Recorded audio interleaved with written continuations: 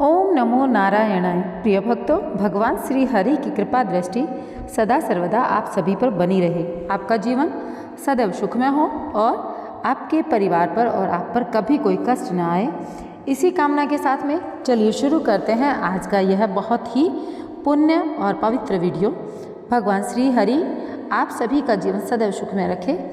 तो चलिए मैं आपको सबसे पहले तो बता दूं कि बरुतनी एकादशी जो कि 4 मई को अभी है, जो वैशाख मास में आती है, तो बरुतनी एकादशी व्रत को करने से दुखी व्यक्ति को सुख मिलते हैं। आज के वीडियो में हम इसी एकादशी की बहुत ही पावन और पुण्यमयी कथा का श्रवण करेंगे।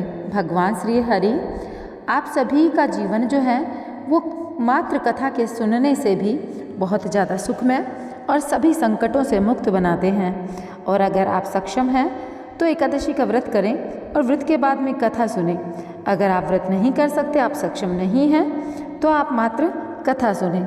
देखिए, इस व्रत का फल सूर्य ग्रहण के समय दान करने से जो फल प्राप्त होता है उसके समान मिलता है। इस व्रत को करने से मनुष्य लोक और परलोक दोनों में सुख पाता है और अंत समय में स्वर्ग को जाता है। शास्त्रों में कहा गया है, इस व्रत को करने से व्यक्ति को हाथी के दान और भूमि के दान करने से अधिक शुभ फलों की प्राप्ति होती है। सभी दानों में सबसे उत्तम तिलों का दान कहा गया है। तिल दान से श्रेष्ठ स्वर्ण दान कहा गया है और स्वर्ण दान से भी अधिक एकादशी का व्रत करने के बाद में जो आप दान करते हैं वह दान कहा गया है। तो आज के वीडियो में जो पावन कथा है वह मैं आप लोगों को सुनाने वाली हूँ। कथा को पूर्ण रूप से सुनिएगा, अर्थात पूरी कथा सुनिएगा और पूरी कथा सुनकर ही आप इस वीडियो का एंड कीजिएगा। भगवान श्री हरि की यह कथा पूर्ण रूप से सुनने मात्र से आपका जीवन सदैव सुखमय हो जाता है और आपके जीवन के सारे कष्ट टल जाते हैं। तो चलिए शुरू करते हैं। प्राचीन काल में नर्मदा नदी के तट पर मांधाता नामक राजा राज्य करते थे। वह अत्यंत दानशील तथा तपस्वी थे। एक दिन जब वह जंगल में तपस्या कर रहे थे, तभी न जाने कहाँ से एक जंगली भालू आया और राजा का पैर चबाने लगा। राजा पूर्ववत अपनी तपस्या में लीन रहे। कुछ देर बाद पैर चबाते चबाते भालू राजा को घसीटकर पास के जंगल में ले गया।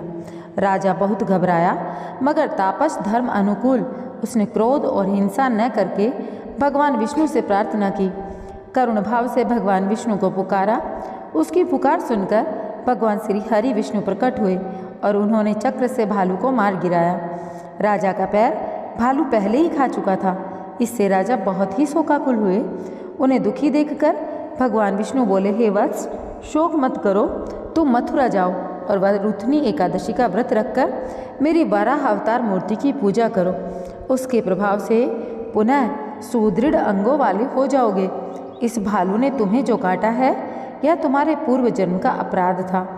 भगवान की आज्ञा मानकर राजा मांधाता ने मथुरा जाकर श्रद्धापूर्वक बरुतनी एकादशी का व्रत किया। इसके प्रभाव से राजा शीघ्र ही एक सुंदर और संपूर्ण अंगों वाला युवक हो गया। इस एकादशी के प्रभाव से राजा मांधाता स्वर्ग को गए। जो भी व्यक्ति भय से पीड़ित है उसे बरुतनी एकादशी का व्रत रखकर भगवान विष्णु का स्मरण करना चाहिए। इस व्रत को करने से समस्त पापों का नाश होता है। जिन भी व्यक्तियों के लिए या जिन भी लोगों को कोई बहुत ही पीड़ादायक बीमारी है, बहुत ही पीड़ा से वो जूझ रहे हैं, उनको यह व्रत करना चाहिए। आपको बताएं, बरुतनी एकादशी या कहें कि इस 11 को भगवान मधुसूदन की पूजा की जाती है। इस दिन भगवान श्री हरि यानी विष्णु के वराह अवतार की प्रतिमा पूजा भी की जाती है। एकादशी का व्रत रखने के लिए दशमी के दिन से ही व्रती को नियमों का पालन करना चाहिए। दशमी के दिन केवल एक बार ही अन्न ग्रहण करना चाहिए और वह भी सात्विक रूप में। अगर आप अन्न ग्रहण बिना न रह सके तब, नहीं तो आप पूरे दिन फलाहार ही कर सकते हैं। एक बार को आपको फलाहार ही करना है। अब मैं आप लोगों को इस व्रत की दूसरी बहुत ही पुण्य और आपको बहुत ज़्यादा सुख संपदा देने वाली कहानी सुनाने वाली हूँ, तो अंत तक सुनिएगा। एक बार एक राज्य में राजा रहा करता था। राजा बहुत ही बुद्धिमान और बलशाली था। राजा सदैव अपनी प्रजा का बहुत अच्छे से ध्यान रखता था। प्रजा भी अपने राजा को बहुत पसंद करती थी। राजा की 2 बेटियां थीं। राजा अपनी दोनों बेटियों से बहुत प्रेम करता था। राजा की छोटी बेटी देखने में बहुत सुंदर और आकर्षक थी और राजा की बड़ी बेटी छोटी बेटी के मुकाबले थोड़ा कम सुंदर थी। राजा की छोटी बेटी ग्यारस माता की पूजा किया करती और सभी लोग राजा की छोटी बेटी से बहुत प्रेम करते थे, बहुत प्रशंसा किया करते। राजा भी अपनी छोटी बेटी को बड़ी बेटी से अधिक प्रेम करता था, जिस कारण राजा की बड़ी बेटी को अपनी छोटी बहन से बहुत नफरत होने लगी थी। राजा की दोनों बेटियां जब बड़ी हो गई तब एक पड़ोस राज्य में रहने वाले राजकुमार राजा की बड़ी बेटी के लिए रिश्ता लेकर आया। लेकिन जैसे ही उस राजकुमार की नज़र राजा की छोटी बेटी पर पड़ी तो वह राजकुमार राजा की छोटी बेटी पर आकर्षित हो गया और उससे पहली नज़र में प्रेम कर बैठा। उस राजकुमार ने राजा की बड़ी बेटी के साथ विवाह करने से मना कर दिया और उसने राजा से कहा, मैं आपकी छोटी बेटी से विवाह करना चाहता हूँ। जिसके बाद राजा की बड़ी बेटी यह देखकर अपनी छोटी बहन से बहुत क्रोधित हो गई और राजा की बड़ी बेटी ने अपनी छोटी बहन को अपना सबसे बड़ा दुश्मन मान लिया। राजा की बड़ी बेटी ने अपनी छोटी बहन से बदला लेने का निर्णय लिया, जिसके लिए उसने अपनी छोटी बहन को जान से मारने का उपाय सोचा। राजा की बड़ी बेटी ने अपनी छोटी बहन को मारने के लिए सबसे पहले एक लड्डू में जहर मिलाकर अपनी छोटी बहन को दे दिया और उसको लड्डू खाने के लिए कहा। लेकिन लड्डू खाने के बाद में भी छोटी बहन को कुछ न हुआ। बड़ी बहन यह देखकर बहुत आश्चर्यचकित हो गई, लेकिन बड़ी बहन ने हार नहीं मानी। उसने जब रात में छोटी बहन अपने में कमरे में सो रही थी तब एक मटके में सांप रखकर उसे कमरे में छोड़ दिया, लेकिन सांप भी छोटी बहन का कुछ न बिगाड़ पाया। जिसके बाद बड़ी बहन ने अपनी छोटी बहन से कहा, चलो हम लोग कुएं से पानी भर कर लाते हैं। जिसके लिए वह अपनी छोटी बहन को पानी भरने के बहाने कुएं के पास लेकर गई और उसने अपनी छोटी बहन को कुएं में धक्का मार दिया। लेकिन छोटी बहन को तब भी कुछ नहीं हुआ, क्योंकि हर बार ग्यारस माता उसकी रक्षा कर रही थी। उधर बड़ी बहन अपने सारे प्रयासों में जब असफल रही तो बहुत ज़्यादा क्रोधित हो गई। फिर उसने अपनी छोटी बहन के पास जाकर उससे खुद ही पूछा, मेरी छोटी बहन, तुमको पता है भगवान ने सबकी मृत्यु एक निश्चित समय पर लिखी हुई है, कैसे तुम्हारी मृत्यु होगी, क्या यह तुम जानती हो? तब छोटी बहन ने अपनी बड़ी बहन को बताया, हाँ मैं तो जानती हूँ मेरी मृत्यु कैसे होगी। छोटी बहन ने यह सुनकर बड़ी बहन मन ही मन बहुत प्रसन्न होने लगी। उसने अपनी छोटी बहन से कहा, मुझे अपनी मृत्यु का राज बताओ। छोटी बहन ने अपनी बड़ी बहन से कहा कि मेरी मृत्यु तो एक तोते में है और जो तोते के गले में एक हार है उसी से मेरी मृत्यु होगी।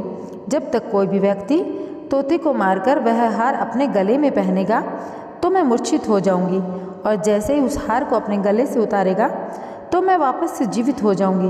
अपनी छोटी बहन की मृत्यु का राज जानकर बड़ी बहन बहुत ही खुश हुई और उसने अपनी छोटी बहन को मारने के लिए उसके पालतू तोते को ढूंढना शुरू कर दिया।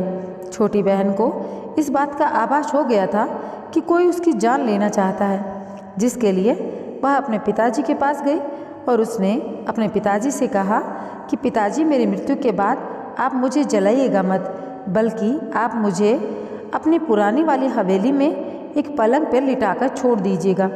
अपनी छोटी लड़की की यह बात सुनकर राजा बहुत आश्चर्यचकित हो गए। राजा ने अपनी छोटी बेटी से पूछा, बेटी तुम यह क्या कह रही हो? तब राजा की छोटी बेटी ने बताया, पिताजी समय किसी के लिए नहीं रुकता, कब क्या हो जाए किसी को कुछ नहीं पता।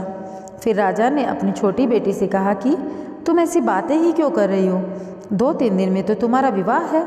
लेकिन छोटी बेटी ने अपने पिताजी को ऐसा करने पर मजबूर कर दिया और उनसे वचन ले लिया।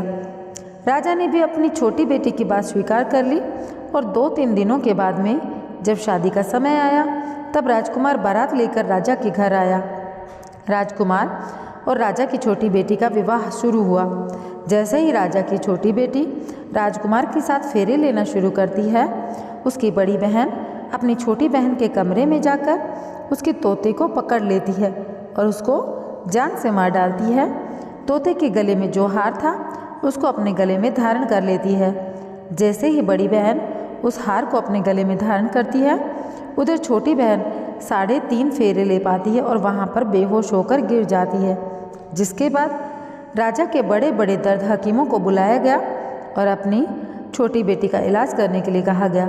राजा की बात सुनकर वैद्य ने छोटी बेटी को जब उपचार किया तो राजा को बताया कि आपकी छोटी बेटी ना तो जीवित है ना ही मृत है। यहाँ मैं पहली बार देख रहा हूँ। राजा ने वैद्य और हकीम को यह बात बाहर बताने से मना कर दिया। उन्होंने कहा, अगर तुमने यह बात किसी को बताई तो हम तुम्हें फांसी दे देंगे। राजा ने अपनी छोटी बेटी को पुराने महल में जाकर एक पलंग पर लिटा दिया। वहाँ कुछ सैनिकों को तैनात कर दिया। वापस अपने महल पर आ गए। राजा की बड़ी बेटी अपने पिताजी के पास आई और कहने लगी, पिताजी, अगर यह शादी संपन्न नहीं हुई तो आपकी इज्जत का क्या होगा? आप कहें तो मैं आपकी इज्जत बचाने के लिए राजकुमार से शादी करने के लिए तैयार हूँ। जिसके बाद राजा ने अपनी बड़ी बेटी की बात मान ली और राजा ने बड़ी बेटी को छोटी बेटी के कपड़े पहनाकर मंडप में भेज दिया। लेकिन राजकुमार यह जान गया कि राजा की छोटी बेटी यह नहीं है बल्कि यह तो बड़ी है। लेकिन जब राजकुमार ने शादी करने से मना किया तो सभी लोगों ने राजकुमार को विवश करके राजा की बड़ी बेटी से बचे हुए फेरों को संपन्न करा दिया और विवाह पूर्ण करवाया। इसके बाद में राजकुमार राजा की बड़ी बेटी को अपने महल ले गया। राजकुमार राजा की बड़ी बेटी से न तो बातें करता, न ही उसको पसंद करता था, न ही उसके आसपास फटकता। राजकुमार ने यह फैसला कर लिया था कि वह अपनी प्रेमिका को ढूंढ कर रहेगा, यह जानकर रहेगा कि उसके साथ आखिर हुआ क्या है। एक दिन राजकुमार अपने घोड़े पर सवार होकर राजा के पुराने महल के पास पहुंचा, जहां पर उसने कुछ सैनिकों को देखा। महल के पास पहुंचकर राजकुमार ने जब महल को ध्यान से देखा तो समझ गया यह तो हमारे ससुर जी का महल है। तब राजकुमार ने सैनिकों से पूछा, तुम लोग यहाँ क्या कर रहे हो और इस महल के अंदर उस पलंग पर कौन लेटा है? जिसके बाद सैनिकों ने बताया, यहाँ पर राजा की छोटी बेटी लेटी है। यह सुनकर राजकुमार बहुत प्रसन्न हुआ और वह तुरंत राजकुमारी के पास पहुँच गया और उसकी सेवा करने लगा। जैसे ही रात हुई तो राजा की छोटी बेटी उठकर खड़ी हो गई। राजकुमार यह देखकर बहुत खुश हो गया और उसने अपनी प्रेमिका से पूछा, तुम यहाँ क्या कर रही हो? तुम तो मेरे साथ मेरे घर चलो। राजा की छोटी बेटी ने राजकुमार को सारी बातें बता दी कि मेरी जान एक तोते में बसी थी और मैंने यह बात सिर्फ अपनी बड़ी बहन को बताई थी और मुझे पता है कि उसने ही मुझे मारने का प्रयास किया है। उसके पास एक हार है जिसको वह सुबह पहन लेती है और रात को उतार देती है। जब तक वह हार को पहने रहती है तब तक मैं मूर्छित रहती हूँ। जैसे ही वह हार को उतार देती है मैं जीवित हो जाती हूँ और जब तक मेरी बहन के पास वह हार है तब तक मैं ऐसे ही जीवित और मूर्छित होती रहूँगी। अगर मेरी बड़ी बहन के पास जो हार है वह मेरे हाथ लग जाए तो मैं हमेशा के लिए ठीक हो जाऊँगी। राजकुमार यह बात सुनकर राजा की छोटी बेटी के पास रहने का निर्णय ले लेता है। उसने अपने बचे हुए फेरे उस पलंग में लेटी राजकुमारी के साथ में पूर्ण कर लिए और अपना विवाह पूर्ण कर लिया और वहीं पर ही रहने लगा। देखते ही देखते कुछ समय में राजा की छोटी बेटी राजकुमार की पत्नी गर्भवती हो गई। एक दिन राजकुमार को किसी काम से बाहर जाना पड़ा। तब छोटी बहन के पेट में बहुत तेज दर्द होने लगा, जिसके बाद उसने ग्यारस माता का आह्वान किया और ग्यारस माता प्रकट हुई। उन्होंने अपनी भक्त का दर्द दूर किया और उसके भक्त को एक पुत्र की प्राप्ति हुई और वहीं पर अचानक से राजकुमार भी आ गया। राजकुमार ने ग्यारस माता को देखा तो वह आश्चर्यचकित हो गया और उसने तुरंत माता को प्रणाम किया। ग्यारस माता ने राजकुमार से कहा कि जब तुम्हारा तो यह पुत्र 5 वर्ष का हो जाए तो तुम अपनी पत्नी का हार आकर इसके गले में डाल देना। और देखते ही देखते राजकुमार और राजा की छोटी बेटी का पुत्र 5 वर्ष का हो जाता है। तो राजकुमार अपने बेटे से कहता है, बेटा मैं कुछ काम से बाहर जा रहा हूँ, तुम अपनी माता का ध्यान रखना, और वहाँ से चला जाता है। राजा को बाहर निकलता देख बड़ी बहन के सैनिक बड़ी बहन को सारी बातें बता देते हैं। जिसके बाद बड़ी बहन अपनी छोटी बहन के पुत्र को वहाँ से अगवा करा लेती है और उसको मरवा देती है। छोटी बेटी के पुत्र के 2 टुकड़े करवा देती है। पहला टुकड़ा चक्की के पास छुपा देती है और दूसरा टुकड़ा अपनी पलंग के नीचे। अब ग्यारस माता भिखारी का रूप लेकर आती है। एक भिखारी का रूप रखकर बड़ी बहन के पास जैसे ग्यारस माता जाती है तो भिक्षा मांगने लगती है। बड़ी बहन अपने नौकरों से कहती है कि जाकर भिक्षा दे दूं, लेकिन जैसे ही नौकर ग्यारस माता को भिक्षा देने के लिए आते हैं तो माता उन्हें मना कर देती है और कहती है कि मैं तो महारानी से ही भिक्षा ग्रहण करूंगी। इसके बाद बड़ी बहन स्वयं ही भिक्षा देने के लिए ग्यारस माता के पास आती है। तब माता एक बिल्ली का रूप लेकर उसके कमरे में चली जाती है और वहाँ पर छोटी बेटी के पुत्र के जो 2 टुकड़े थे उनको आपस में जोड़ देती है और उन्हें अपने प्रभाव से जीवित कर देती है और उन्हें वहाँ से ले जाती है। राजकुमार अपने बेटे को लेकर अपनी पत्नी के पास जाता है और कहता है, तुम इसका ध्यान रखना, अगर तुम इस बच्चे को अच्छे से ध्यान रखोगी तो मैं तुमसे बात करूँगा। एक दिन राजकुमार अपने बच्चे से कहता है, तुम अपनी मम्मी से गले का हार मांग लो। जिसके बाद राजकुमार का लड़का अपनी मम्मी के पास जाता है और कहता है, मम्मी मुझे तुम्हारा हार चाहिए जो तुमने गले में पहन रखा है। यह सुनकर पहले तो बड़ी बहन बहुत क्रोधित होती है, पर उसको यह याद आता है कि राजकुमार ने कहा था कि अगर मैं इस बच्चे का ध्यान अच्छे से रखूँगी तो वह मुझसे बात करेंगे, जिसके कारण वह हार उस बच्चे को दे देती है और वह तुरंत हार को ले जाकर अपने पिताजी को देता है। तभी राजकुमार अपने बेटे को लेकर वहाँ से जाने लगता है और अपनी पत्नी से कहता है, तुम हमारे लिए खाना बना कर रखना, मैं शाम को आकर तुम्हारे साथ खाना खाऊंगा।